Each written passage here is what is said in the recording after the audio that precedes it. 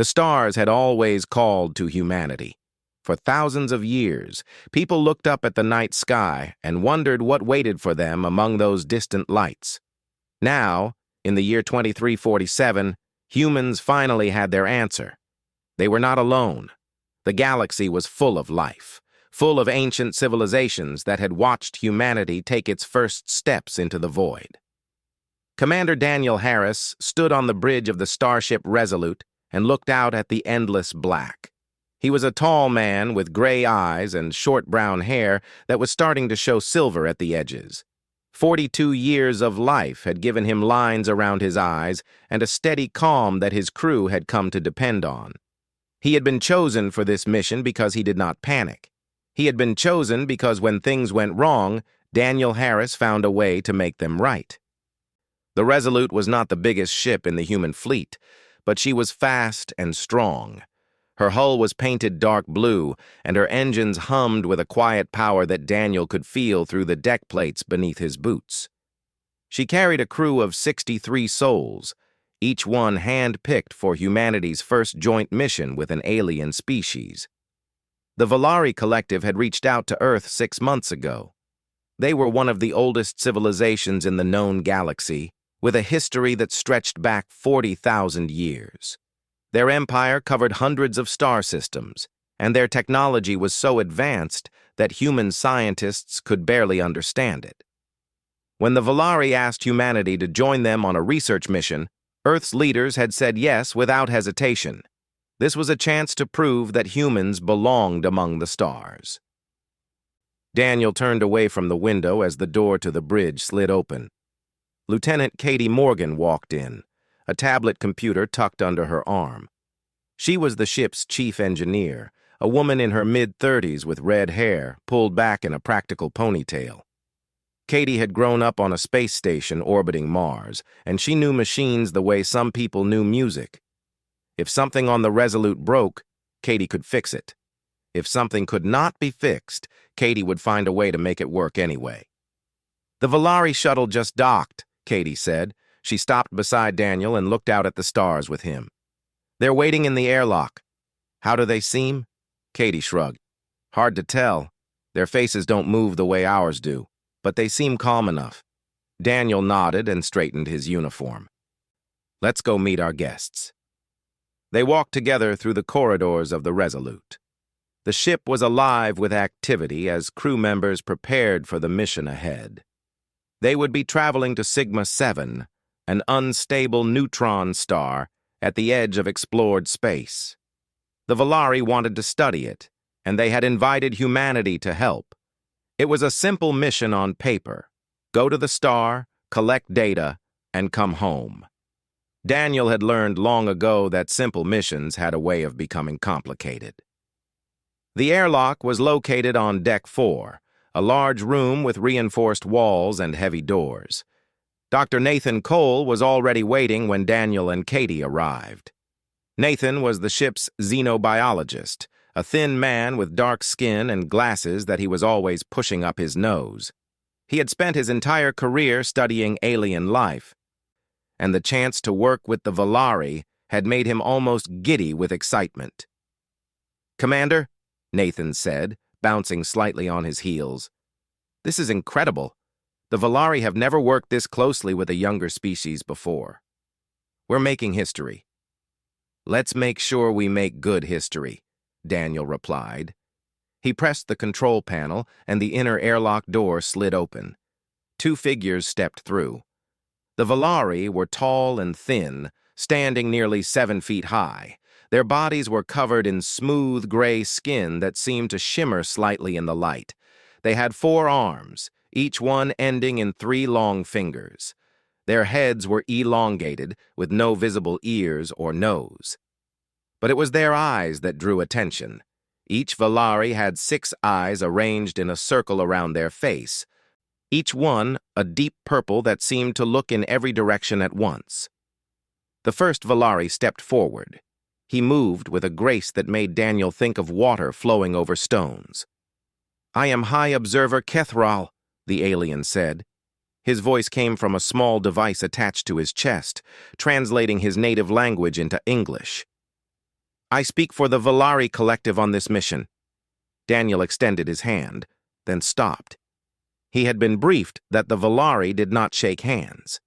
Instead, he placed his palm flat against his chest and bowed his head slightly. I am Commander Daniel Harris. Welcome aboard the Resolute. We are honored to have you with us. Kethral's 6 eyes studied Daniel for a long moment. You are young, he said at last. Your species. You have only traveled among the stars for 200 of your years. The Valari have watched civilizations rise and fall in that time. We may be young, Daniel said, keeping his voice friendly, but we learn fast. So we have observed. Kethral turned slightly, gesturing to the second Valari. This is Vorshan, my aide. He will assist me in recording our observations. Vorshan was smaller than Kethral, though still taller than any human on the ship. He did not speak, only watched the humans with unblinking purple eyes. Nathan stepped forward, unable to contain himself any longer. Hi, Observer. I have so many questions.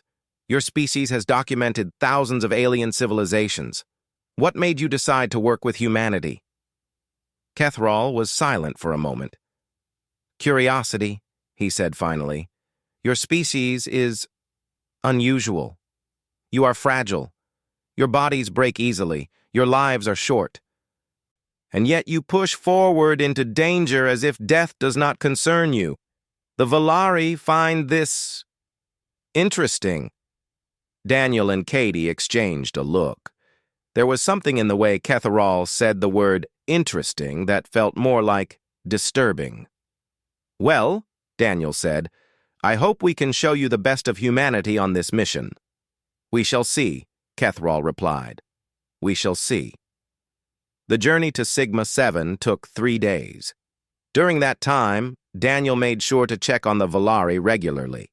He wanted them to feel welcome. He wanted this mission to be the start of a real friendship between their species. But Kethral remained distant. He spent most of his time in the quarters that had been prepared for him, studying data about the neutron star.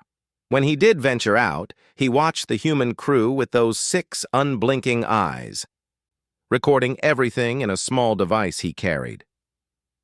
On the second night, Daniel found Kethral standing alone in the observation lounge. The Valari was staring out at the stars, his 4 arms folded behind his back. Can't sleep? Daniel asked, walking up beside him. The Valari do not sleep as you do, Kethral replied. We enter a state of reduced consciousness for 2 hours each cycle. It is efficient. Daniel nodded and looked out at the stars. Must be nice. I've always needed a full 8 hours or I'm useless. Another inefficiency of your species? Daniel laughed. We have plenty of those.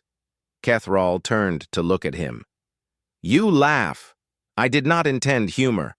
I know, but sometimes laughing is better than getting upset. Explain.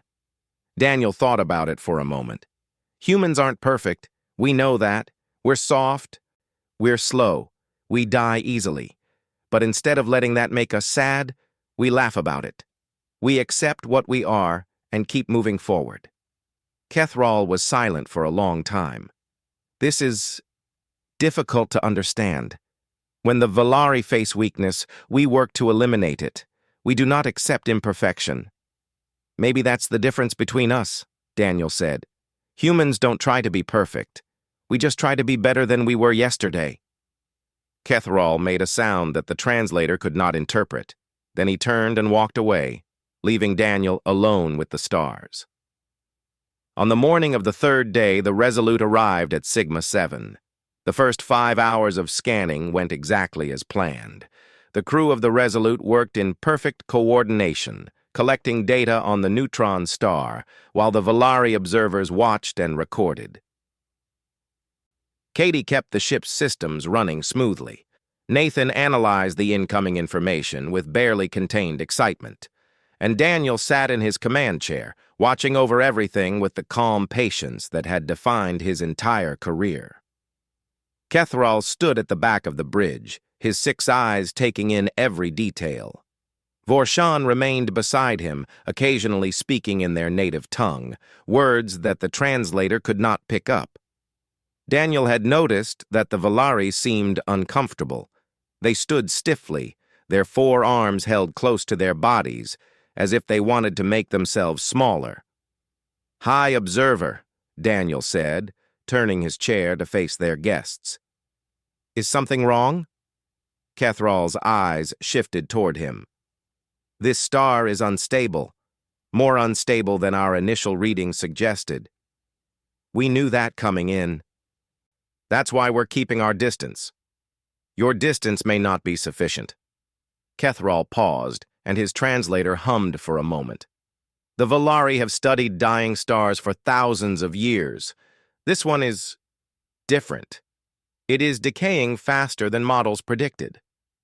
Daniel frowned and turned to his science officer, a young woman named Lisa Park, who sat at the sensor station. "Lisa, what are you seeing?" Lisa's fingers moved across her console. She was fresh out of the academy, just 25 years old, but she had graduated at the top of her class. Her dark eyes scanned the data streaming across her screen. "The High Observer is right, Commander. The star's rotation is increasing. Energy output is spiking in irregular patterns." She looked up, and Daniel could see the first hint of worry in her expression. "It's like the star is building up to something." "Building up to what?" Before Lisa could answer, the ship lurched violently to the side. Alarms began screaming throughout the bridge. Red warning lights flashed from every console. "What the hell was that?" Daniel demanded, gripping the arms of his chair. Katie's hands flew across her engineering station. "Radiation surge, massive. The star just released a burst of energy directly at us." "Shields. Holding, but barely. Commander, I've never seen readings like this." Another lurch, this time harder. Daniel heard metal groaning somewhere deep in the ship, the sound of the hull being pushed to its limits. "The star is collapsing," Lisa shouted over the alarms. "Core density is increasing exponentially. Commander, Sigma-7 is going supernova." The words hung in the air like a death sentence. Daniel felt his heart skip a beat, but his voice remained steady. "Time to detonation?" Lisa checked her readings twice before answering. 5 minutes, maybe 6. "Can we outrun it?" Katie shook her head, her face pale. "Not a chance. The blast wave will travel at a significant fraction of light speed. We'd need to be in hyperspace to escape." "Then spin up the jump drive." "I'm trying." Katie's jaw was tight. "The radiation surge damaged our primary coils. We need 15 minutes to charge the drive safely. We have 5. 15 minutes. They had 5. Daniel stood up slowly. Around him, his crew looked to him for answers. They were scared. He could see it in their eyes, in the way their hands trembled over their consoles. They were looking at him because they needed someone to tell them that everything would be okay. But Daniel Harris had never been a man who lied to his crew. "Katie, do what you can with the drive. Everyone else, secure your stations and prepare for emergency protocols." "Commander," Kethral's voice cut through the chaos. "You must understand, there is no survival here. The mathematics are clear. When that star explodes, everything within 3 light years will be destroyed. Your ship, my people, all of it." Daniel turned to face the Valari. Kethral's 6 eyes were wide, wider than Daniel had ever seen them. The alien's 4 arms hung limply at his sides. "There is no escape," Kethral continued. "This is the end.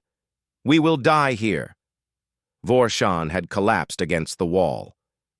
The smaller Valari had folded his arms over his body and was making a low humming sound. Daniel realized with a start that Vorshan was praying, or whatever the Valari equivalent of prayer was. "Perhaps you are right," Daniel said quietly.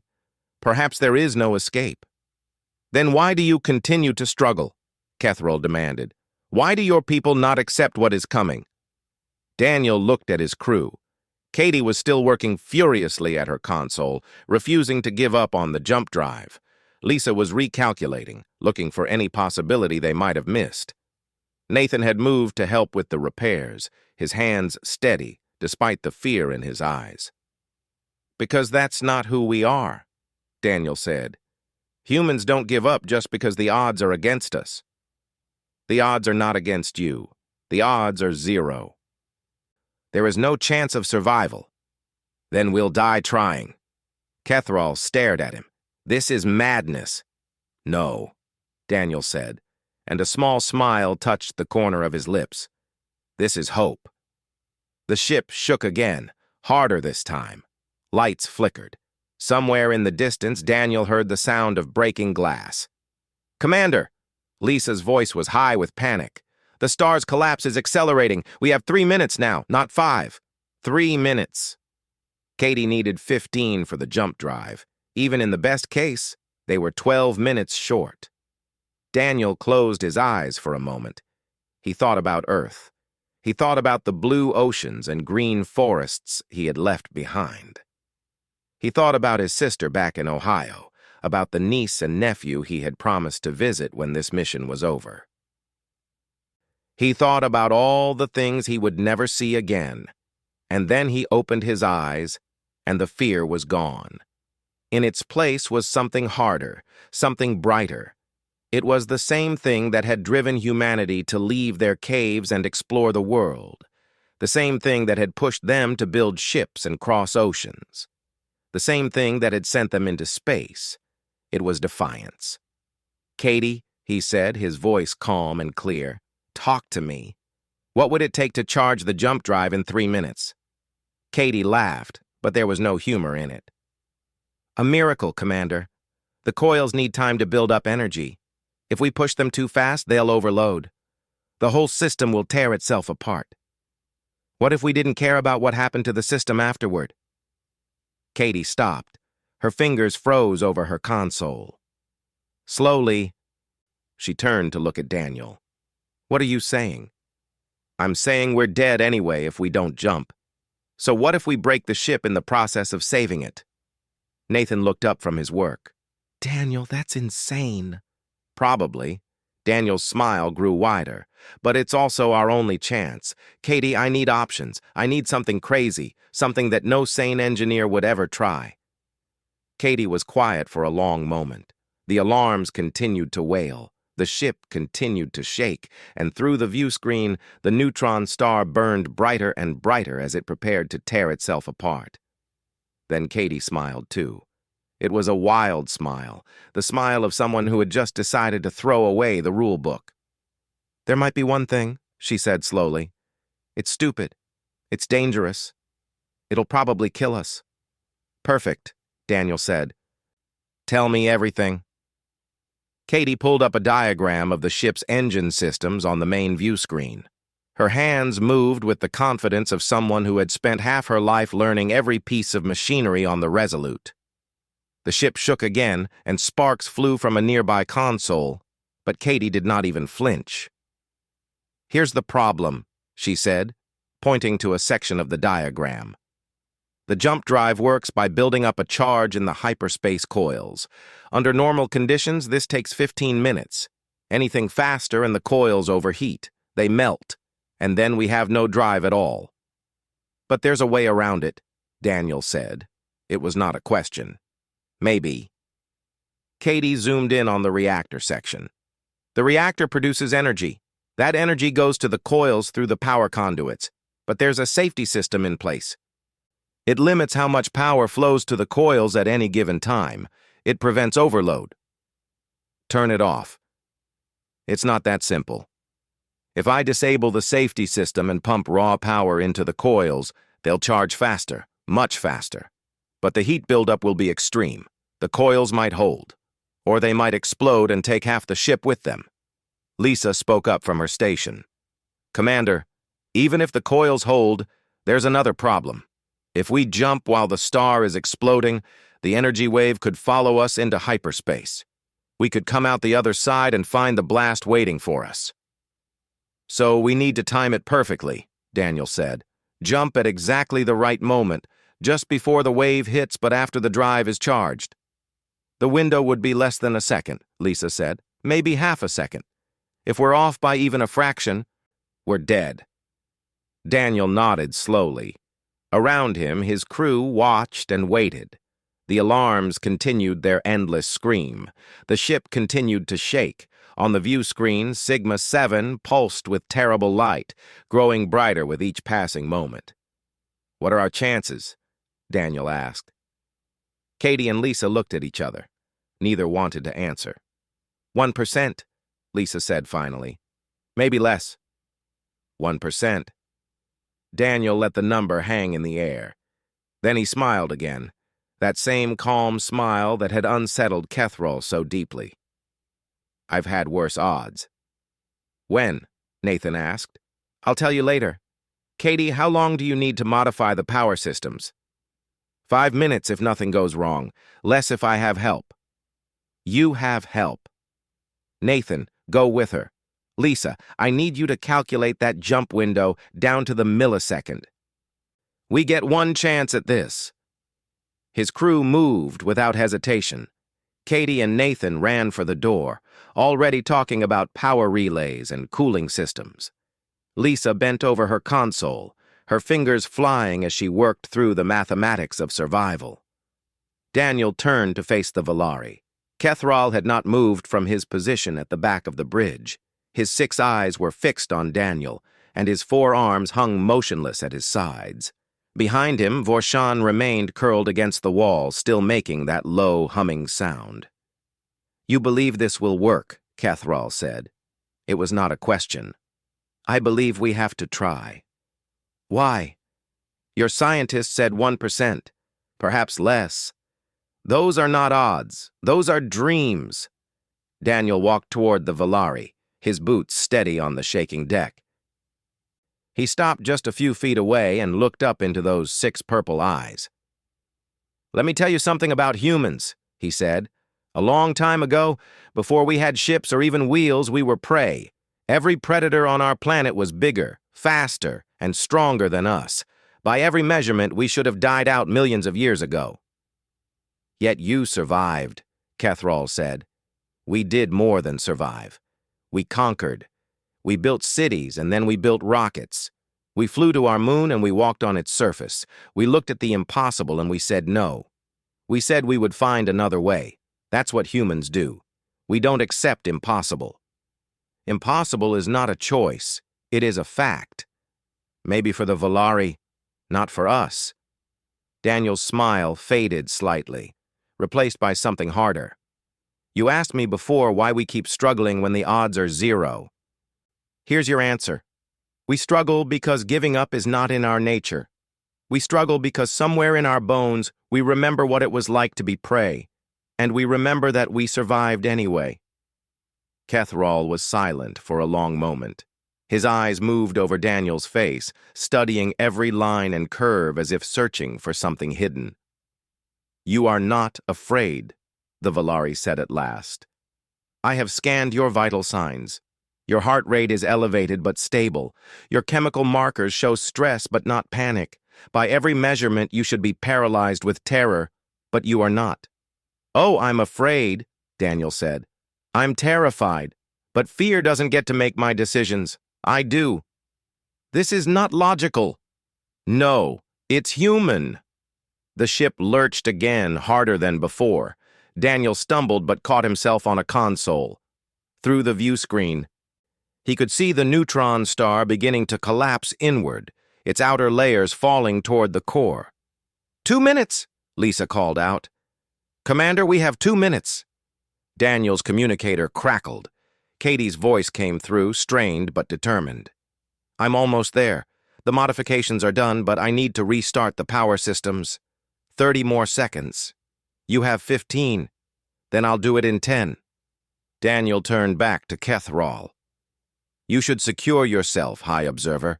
This is going to be rough." Kethrol did not move. His eyes remained fixed on Daniel. "You genuinely believe you can do this?" "I believe I'm going to try. And if I fail, at least I'll fail standing up." "Why does that matter? Dead is dead." "No." Daniel shook his head. "How you face death matters. Maybe not to the universe, but it matters to me. It matters to my crew, and maybe, just maybe, it matters to whoever comes after us." Kethral made that strange sound again, the one his translator could not interpret. Then, slowly, he moved to a nearby seat and strapped himself in. Vorshan followed, still humming, his movements mechanical. "I do not understand your species," Kethral said as he tightened his restraints. "I have studied you for years, and still you confuse me." "Maybe that's a good thing," Daniel said. He moved to his command chair and strapped himself in. "Maybe we're not supposed to be understood. Maybe we're just supposed to be." The ship shook again. Warning lights turned from red to blue, a sign that the power systems were resetting. "Katie, talk to me."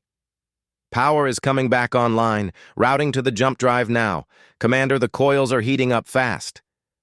"We're already at dangerous levels." "How long?" 90 seconds until full charge, maybe less if I push harder." "The star is at 60 seconds until detonation," Lisa added. "We need to jump before the wave hits. That gives us a window of about 400 milliseconds. 400 milliseconds. Less than half a second to escape death. Daniel gripped the arms of his chair. Through the view screen, Sigma-7 burned brighter and brighter. It was beautiful in a terrible way, like watching the end of the world in slow motion. The seconds ticked by like hours. Every moment felt stretched, pulled thin by the weight of what was coming. On the view screen, Sigma-7 had become a ball of pure white light, so bright that the automatic filters struggled to dim it enough to watch. Daniel sat in his command chair and counted his heartbeats. 1, 2, 3. Each one might be his last, and he wanted to feel every single one. 40 seconds to detonation, Lisa announced. Her voice had found a strange calm, the kind that came when fear passed through terror and came out the other side. Jump drive at 70% charge. Katie, can you push it any harder? Katie's voice came through the communicator, tight with strain. I'm already pushing it past every safety limit we have. The coils are running 300 degrees hotter than they should be. Any more and they'll melt before they charge. Will they hold? Maybe. Probably not, but maybe. Daniel nodded to himself. Maybe was enough. Maybe had to be enough. Catherall watched from his seat with all 6 eyes. He had lived for 400 years. He had seen stars born and civilizations fall. He had studied the rise and decline of 1,000 species across 1,000 worlds. And in all that time, in all those centuries of observation and learning, he had never seen anything like what was happening on this bridge. The humans were dying. The mathematics made that clear. The neutron star was 30 seconds from exploding, and the jump drive needed 40 seconds more to charge. The numbers did not lie. The numbers never lied. And yet these creatures, these soft and fragile beings with their short lives and their breakable bodies, refused to accept what the numbers said. Katie Morgan was somewhere in the bowels of the ship, doing things to the power systems that no sane engineer would attempt. She was burning out components that could never be replaced, pushing machines beyond their design limits, sacrificing the future for a chance at the present. Lisa Park sat at her console, calculating jump windows to the millisecond, treating an impossible escape as if it were a simple math problem to be solved. Nathan Cole was helping Katie, his xenobiology training useless in this crisis, but his hands were steady and his will was unbroken. And Daniel Harris sat in the center of it all, smiling, still smiling, as if death were a joke he had heard before and found slightly amusing. 20 seconds to detonation, Lisa said. Jump drive at 82%. The gap was closing. Still not fast enough, but closing. 15 seconds, 88%. Catherall felt something stir in his chest. It took him a moment to recognize it because it was an emotion he had not felt in centuries. It was hope. Impossible hope. Irrational hope. hope that defied every law of probability and physics that the Valari had discovered in 40,000 years of scientific advancement. And it had come from watching a human smile. 10 seconds. 94%. Almost there, Daniel said. His hands were white-knuckled on his chair, but his voice was rock-steady. Lisa, what's our jump window? 320 milliseconds after detonation. If we jump before that, we'll be caught in the blast. If we jump after, the wave will follow us into hyperspace. 320 milliseconds. We can do that. Commander, that's less than a third of a second. I know. We can do it. 5 seconds to detonation. 97%. On the view screen, Sigma-7 reached critical mass. Its core collapsed inward with a violence that could not be measured, crushed down into a point smaller than an atom. And then, in an instant that lasted forever, it exploded outward. The supernova lit up space like the birth of a new sun. A wall of energy and radiation burst forth from the dying star, racing outward at nearly the speed of light. Everything in its path would be destroyed. Planets, moons, asteroids, all of it would be wiped clean, sterilized by the fury of a star's death scream. And directly in the path of that wave sat the tiny starship Resolute, with its 63 human souls and 2 very confused Valari. Detonation! Lisa shouted. Wave incoming in 4 seconds. Jump drive status? Katie's voice crackled through. 99%. 10 more seconds for full charge. 10 seconds. They had 4. Daniel closed his eyes for a moment. He had known it might come to this. He had known the numbers might not work out, but he had hoped. God, how he had hoped.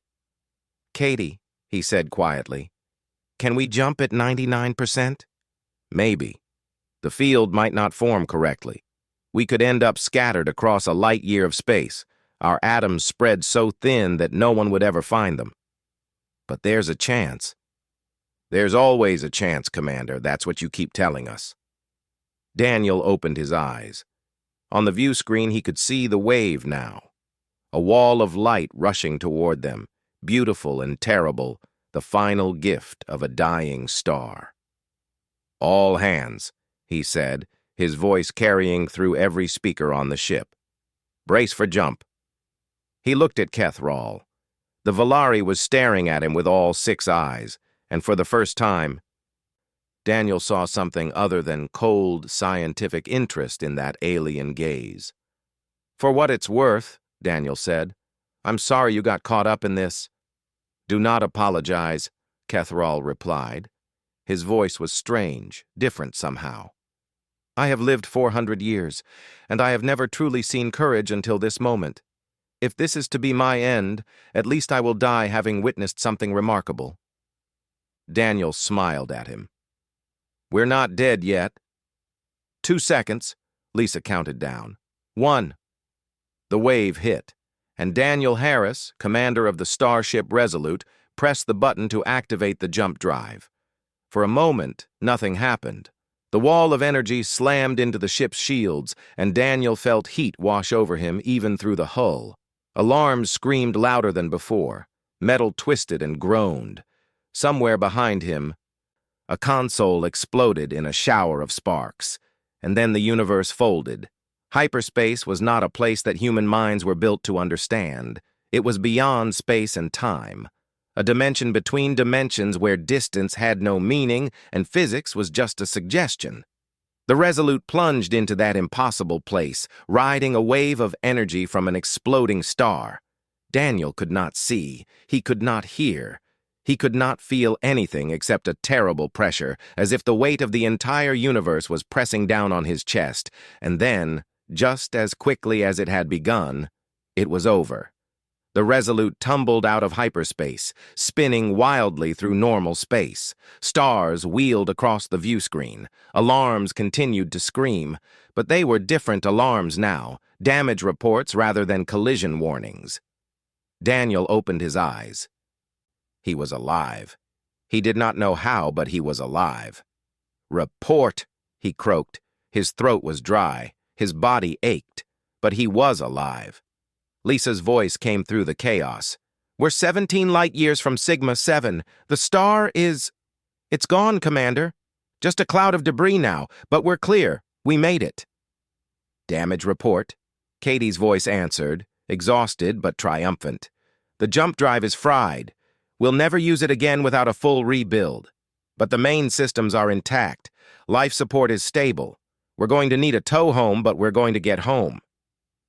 Daniel let out a breath he had not realized he was holding. Around him, his crew began to cheer. Hands were raised in triumph. Someone was crying. Someone was laughing. The rescue ship found them 3 days later. The Resolute drifted through space with her engines cold and her hull scarred by radiation burns. She looked like a ship that had been through hell and somehow come out the other side. Her crew had rationed food and water, sleeping in shifts, waiting for help to arrive. But they were alive. All 63 of them, and the 2 Valari who had come aboard expecting a simple research mission. Daniel stood on the bridge as the rescue ship approached. He had not slept more than a few hours since their escape from Sigma 7. Every time he closed his eyes, he saw that wall of light rushing toward them. He saw the numbers counting down. He felt that moment of absolute certainty that they were going to die.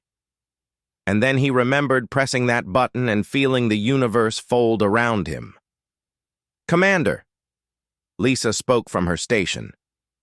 "The rescue ship is hailing us. Put them through." The view screen flickered and the face of Captain Samuel Webb appeared. He was an older man with white hair and a neatly trimmed beard. His expression was a mixture of relief and disbelief. "Daniel," Webb said, "I have to admit, when we got your distress signal, I didn't think we'd find anything but debris. You jumped at 99% charge through a supernova blast wave. That shouldn't have worked." "It almost didn't." Daniel rubbed his tired eyes. "We got lucky." "Lucky." Webb shook his head. "I've been in this fleet for 40 years. What you did wasn't luck. I don't know what it was, but it wasn't luck." "Maybe it was stubbornness," Webb laughed. "Yeah, maybe. We'll have you aboard within the hour. Get your people ready for transfer." The screen went dark, and Daniel turned to face his crew. Katie was leaning against her console, dark circles under her eyes. Nathan sat in a corner, staring at nothing. Lisa was still at her station, her fingers resting on the controls that had saved their lives. "You all did something incredible," Daniel said. "I want you to know that. When everything said we should give up, you kept fighting. You kept believing. And because of that, we're going home." Katie managed a tired smile. "We had a pretty good leader. I just pressed a button. You're the one who made the button work. Team effort, then. Team effort." Movement at the edge of his vision made Daniel turn. Kethrall was approaching, his forearms folded behind his back in that way the Valari had when they were deep in thought. Vorshan followed a few steps behind, his earlier terror replaced by something that looked almost like reverence. "Commander Harris," Kethrall said, "may I speak with you privately?" Daniel nodded and led the Valari to a quiet corner of the bridge. The view screen behind them showed the stars, peaceful and unchanging, as if nothing had happened. "What's on your mind, High Observer?" Kethrall was silent for a moment. His 6 eyes moved over Daniel's face, studying every line and shadow. "I have been alive for 400 years, Kethrall said at last. "In that time, I have documented 347 species across the galaxy. I have recorded their histories, their cultures, their strengths and weaknesses. I believed I understood the nature of sentient life. And now? Now I realize I understood nothing." Kethrall's voice dropped lower. "The Valari have always believed that survival is the highest goal. We calculate risks. We avoid danger. We preserve ourselves at all costs. This is logical. This is efficient. This is how we have endured for 40,000 years. There's nothing wrong with wanting to survive. No, but there is something missing." Kethrall's eyes fixed on Daniel. "When that star began to collapse, I felt fear. true fear, the kind that freezes the mind and stops the heart. I was ready to die. I had accepted death as the logical outcome. And then? And then you smiled. Daniel said nothing. He let Kethral continue. I have seen many species face death. Some fight, some flee, some surrender. But you smiled. You looked at the end of everything and you smiled. And then you did something impossible. We got lucky, Daniel said again. No. Kethral shook his head, a gesture he had learned from watching humans. Luck is random chance. What you did was different. You created luck. You bent reality to your will through nothing but stubbornness and hope. You refused to accept the universe as it was, and somehow the universe blinked first. Daniel thought about that for a moment. Maybe that's just what humans do. Yes, I believe it is. And that is what makes your species so terrifying. Terrifying? The Valari have spent millennia believing we understood the rules of existence. We calculated, we predicted, we controlled. But your species doesn't play by those rules. You smile at death. You laugh at impossible odds. You charge forward when logic says you should retreat. Kethral paused. You are chaos wrapped in flesh, Commander. And the galaxy has never seen anything like you. Daniel considered this. Is that a compliment or a warning? Perhaps both. Kethral made that strange sound again, and this time Daniel recognized it as laughter. When I return to the collective, I will submit my report. I will tell them what I witnessed here, and I believe it will change how my people view humanity forever. What will you tell them? Kethral was quiet for a long moment. His 6 eyes looked out at the stars, at the distant point where Sigma 7 had once burned. I will tell them that humans are not soft. They are not weak. They are not the fragile children we believed them to be. He turned back to Daniel. I will tell them that humans are a species that smiles at death and dares it to blink first. I will tell them that when the universe says something is impossible, humans simply ask how long they have to prove the universe wrong. Daniel smiled at that. It was the same smile that had so unsettled Kethral days ago, but now the Valari understood it better. It was not madness. It was not denial. It was defiance made flesh. And I will tell them, Kethral continued, that the galaxy should not fear humans, but it should respect them. Because when the darkness comes, when the stars themselves turn against them, humans do not run. They do not hide. They stand. They fight. And somehow, against all logic and reason, they win. The rescue ship appeared in the view screen, growing larger as it approached. Soon they would be aboard, heading back to Earth. Soon this would all be a memory, a story to tell over drinks in quiet bars. But Daniel knew that something had changed, something fundamental. The Valari would go home and tell their people what they had seen, and word would spread. Through the collective, through the other civilizations of the galaxy, the story would be told. The story of a human who smiled at death.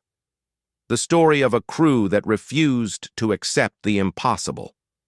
The story of a species that looked at the end of everything and said no. Daniel Harris turned away from the view screen and looked at his crew. They were tired. They were battered. They were alive. Let's go home, he said. And as the rescue ship's docking clamps locked onto the Resolute, Daniel allowed himself one more smile. Not because the danger was over, not because they had survived, but because he knew, deep in his bones, that this was only the beginning. Humanity had stepped onto the galactic stage. They had shown what they were made of, and the galaxy would never be the same.